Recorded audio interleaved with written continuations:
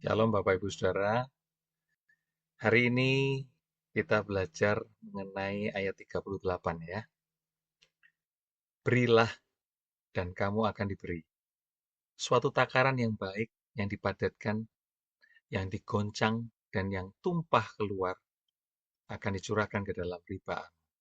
Sebab ukuran yang kamu pakai untuk mengukur akan diukurkan kepadamu. Topiknya seperti itu ya.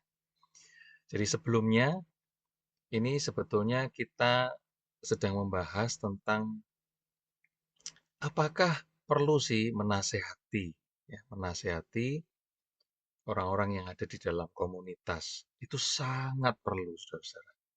Sangat perlu menasehati. Nah, yang kita mau pelajari sekarang ini adalah bagaimana cara menasehatinya. Begitu ya, itu problem. Cara menasehatinya problem. Jadi kalau kita mengerti tentang ayat balok di mata kita sendiri, balok, itu nggak kelihatan. Tapi ada selumbar di mata saudaramu, ya, itu bisa kita lihat. Jadi karena itu, saudara-saudara, saya mencoba untuk membawa kita semua di dalam komunitas, ya, satu komunitas seperti ini, itu untuk lebih berpikir berkali-kali lipat lebih banyak. Jadi jangan langsung dieksekusi bertindak. Kenapa? Karena cenderung apa yang kata-kata nasihat yang bakal kita lakukan, apalagi kita misalnya belum dewasa. Ya, dewasa itu dalam arti bukan dewasa usia kita, ya, tapi dewasa secara pengalaman kita bersama Tuhan, dewasa dalam pemahaman kita tentang perkataan-perkataan Tuhan seperti apa, dewasa di dalam semua proses pembentukan karakter kita. Maka akan sulit menyatakan bahwa "Loh, aku loh sudah menasihati dengan tulus, ya. Semua orang akan berkata seperti itu, ya. Itu tidak salah. Maka itu saya berkata bahwa menasihati itu perlu di dalam kumpulan. Nah, kita sekarang cari caranya, ya. Jadi kalau kita ngerti tentang Matius pasal 18 ya, ayat 15 dan seterusnya, apabila saudaramu berbuat dosa, ya, tegurlah dia di bawah 4 mata. Berarti saudara dengan orang itu menegurnya. Kan 2 mata, 2 mata, 4 mata. Jika ia mendengar nasihatmu, engkau telah mendapatnya kembali. Jika ia tidak mendengarkan kau, bawalah seorang atau 2 orang lagi. Supaya atas keterangan 2 atau 3 orang saksi, perkara itu tidak disangsikan. Jadi tidak sembarangan, tidak serampangan. Jika orang yang tegur itu tidak mau mendengarkan, ini sekumpulan orang berarti 3 orang yang datang ya. Sampaikan soalnya kepada jemaat. Dan sudah di depan jemaat, jika ia tidak mau lagi, maka pandanglah dia sebagai orang yang tidak mengenal Allah ya, tidak mengenal Allah atau seorang pemungut cukai. Gitu ya. Nah, itu penjelasan di Matius pasal 18. Nah, sekarang bagaimana kita bisa mengerti apa yang sebaiknya dilakukan? Kalau pertanyaannya adalah, perlukah kita menasihati? Saya jawab, perlu. Perlukah di komunitas ini kita lakukan nasihat menasihati? Perlu. Nah, yang perlu kita lakukan adalah karena setiap kali menasehati, ayat 37 kita lihat ya, Lukas pasal 6 ayat 37. Janganlah kamu menghakimi, maka kamu pun tidak akan dihakimi. Ini sulit Bapak Ibu. Coba pertimbangkan.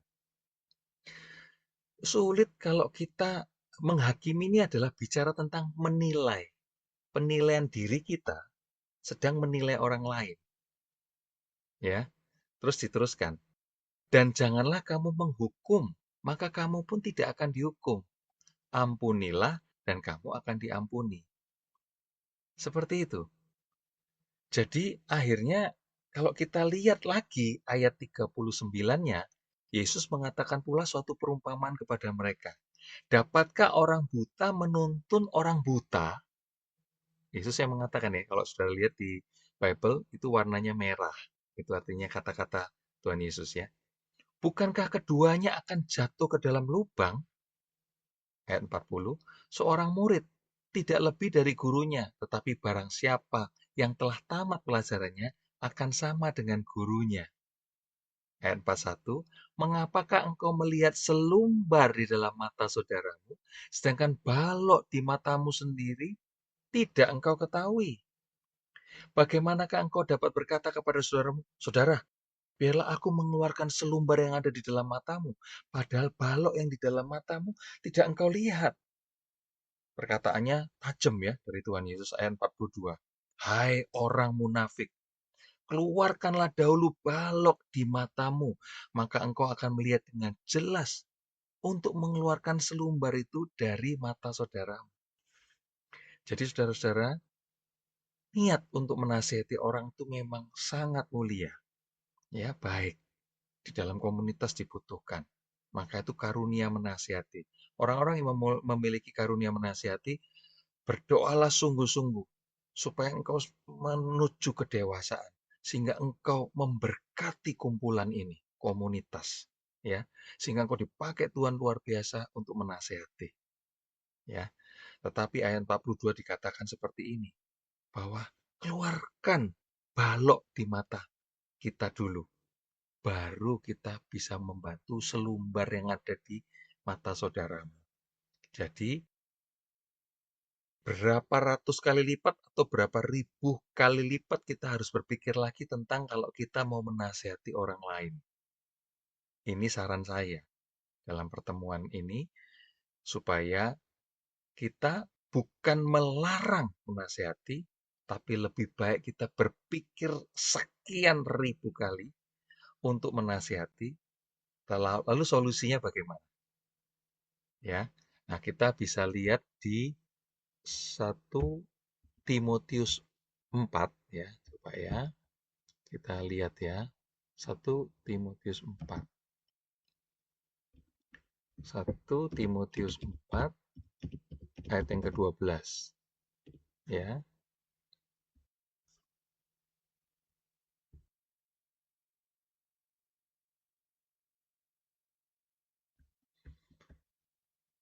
Jadi atau saya perlu share screen ya? Nggak usah ya.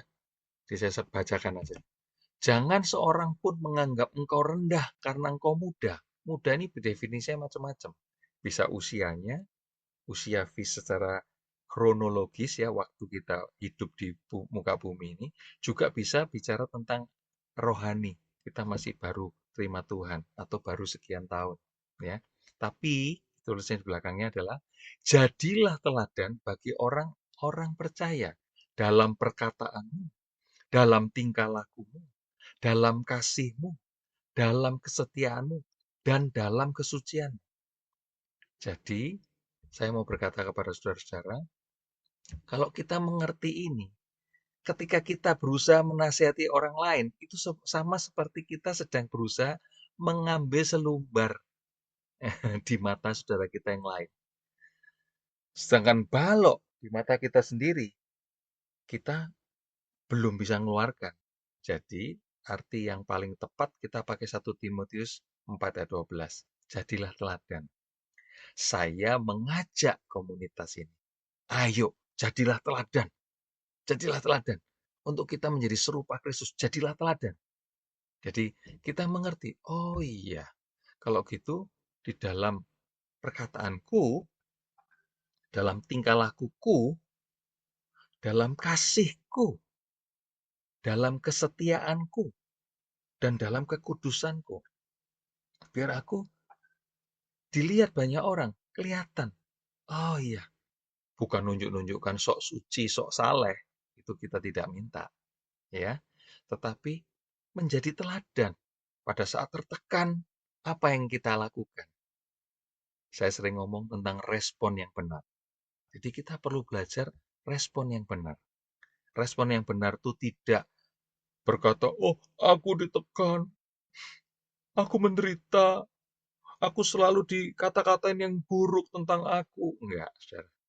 Saudara bawa itu di hadapan Bapa kita. Bapa, tolong aku. Supaya aku bisa respon. Masih ada jengkel di dalam hatiku. Masih ada kemarahan dalam hatiku. Ini kemarahanku. Belajar, saudara ya. Belajar begitu. Ini ketidakkudusanku. Ini pemberontakanku. Ini semua apa lagi ya. Jadi ini kekasaranku. Sampaikan. Kalau sampai saudara sampai kepingin membunuh orang lain, Papa, ampuni aku, ini aku. Aku kok bisa timbul rasa ingin membunuh orang itu. Saking cemburu, saking marahnya. Kenapa? Gitu ya. Nah, seperti itu saudara. Itu respon yang benar. Bukan di depan ini, kumpul-kumpul gini, terus saudara ngomong begitu. Nggak perlu. Saudara sedang mencari empati. Ya, mencari simpatinya orang untuk begitu. Nggak perlu. Lebih baik di tempat yang tersembunyi. Seperti doa Bapa kami, di tempat tersembunyi kita ngomong. Ya, ngomong. Keluhkan. Bahkan keluhan-keluhan yang tidak bisa kita ucapkan, Roh Kudus menolong kita untuk menyampaikannya. Percaya itu saudara, dan saudara akhirnya melakukan respon yang benar. Respon yang benar cuma bukan sekedar kata-kata. Respon yang benar itu jadi sesuatu pada saat saudara tertekan, pada saat saudara bersama dengan keluarga, saudara mengalami himpitan, saudaramu, keluargamu akan melihat itu langsung. Di dalam pelayanan, itu ada tekanan, semua tim pelayananmu, semua saudara-saudara sepelayananmu akan melihat, oh itu respon yang benar. Seperti itu, saudara. Jadi kesimpulannya saudara yang simpulkan sendiri ya, bahwa ketika mau menasihati, kita menahan diri dulu. Lebih baik kita jadi teladan. Nah itu berlomba-lombalah jadi teladan. Kalau saudara mau menceritakan apa saja yang saudara sudah lakukan di keluargamu, sehingga keluargamu diberkati lewat keteladananmu, ceritakan itu. Berikan itu dalam sebuah video. Berikan itu dalam sebuah pertemuan, sampaikan. Ketika saudara mengalami terobosan, sampaikan itu. Sehingga itu memberkati saudaramu yang lain. Ketika saudara mendapat terobosan ketika memberi makan orang lain yang kelaparan, sampaikan itu. Bukan untuk sombong-sombongan, tapi supaya yang lain terinspirasi dan yang lain bergerak lakukan yang sama. Oke, saudara tahu itu, ya kita lakukan. Jadilah teladan. Itu yang lebih utama, saudara. Tuhan Yesus memberkati.